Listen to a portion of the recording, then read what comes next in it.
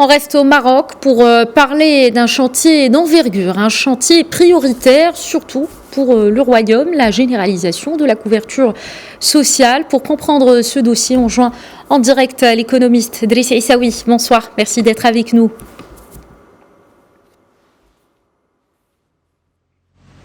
Merci à vous. La généralisation, Driss Issaoui, de la couverture sociale est l'une des préoccupations majeures de l'opinion publique marocaine. D'abord, pourquoi parle-t-on autant de ce dossier ?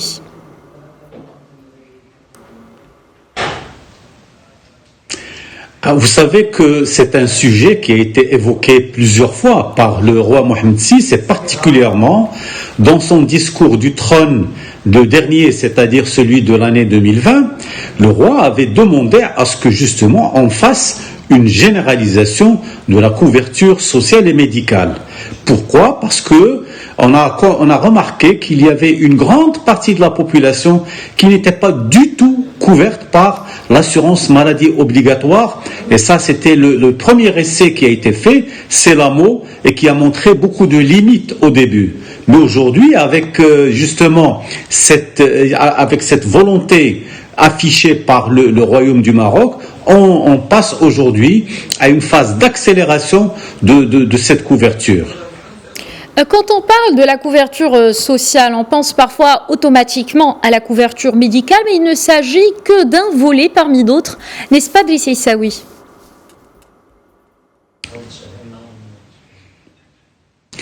Enfin, en fait, vous savez, c'est pas un volet parmi d'autres, c'est pratiquement tous les volets. D'abord, je vais vous le rappeler, il y a au moins 4 phases par lesquelles va passer la généralisation de cette stratégie.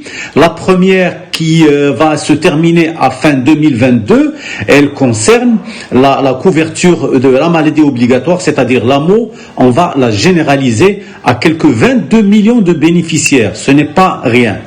Deuxième phase, il y a la généralisation des allocations familiales pour quelque chose comme 7 millions d'élèves en âge d'être scolarisés et qui ne recevaient pas justement d'allocation familiale. La troisième phase, c'est l'élargissement de la base des adhérents au système de retraite en y incorporant 5 millions de Marocains qui ne disposaient d'aucune couverture pour la retraite. Et la quatrième, c'est le quatrième axe, c'est la généralisation de l'accès à l'indemnité pour la perte d'emploi. Vous voyez qu'il y a plusieurs modules à l'intérieur de ce processus et qui va justement profiter à toutes ces personnes-là.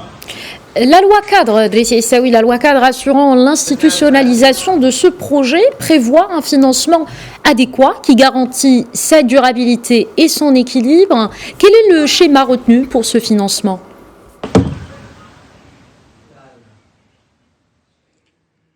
Vous savez, d'abord, c'est une stratégie qui va coûter quelque chose comme 14 milliards de dirhams par an durant 5 ans. Alors, ça va aller, donc, vous avez la première phase qui concerne la généralisation de l'AMO. La deuxième, en 2023-2024, c'est tout ce qui touche aux allocations familiales. Et la troisième et dernière phase, c'est celle de la généralisation pour la retraite et la perte d'emploi pour les 5 millions de personnes dont on a parlé tout à l'heure. Donc, tout cela a été harmonisé de telle sorte à ce qu'il évolue durant ces 5 prochaines années, et pour que l'on termine définitivement avec cette question, parce que on ne peut pas réfléchir à un Maroc qui se développe, à un Maroc dynamique, sans avoir justement toute cette stratégie, toute cette plateforme sociale. On sait que c'est un projet qui s'étend sur 5 ans, vous venez de le rappeler, vous avez évoqué un schéma de financement, mais sur le long terme, maintenant, comment garantir le maintien de ce système, surtout qu'il couvre, comme vous l'avez si bien dit, une population conséquente ?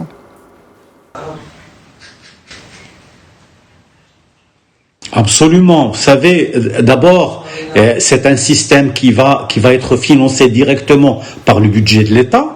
Mais en même temps, il y a des prélèvements qui seront faits sur les adhérents Et il y a aussi une aide que le Maroc a reçue et un prêt du FMI qui va lui permettre justement de financer ce projet-là. Et tout cela va faire en sorte que nous disposons d'un système de financement adéquat, réparti sur 5 années de manière progressive, et nous aurons la possibilité de corriger tous les défauts que l'assurance maladie obligatoire avait montrés, à savoir les infrastructures hospitalières, tout ce qui empêchait justement le système de santé de répondre aux besoins qui s'exprimaient devant lui. Merci beaucoup à l'économiste Driss Essaoui pour ces explications.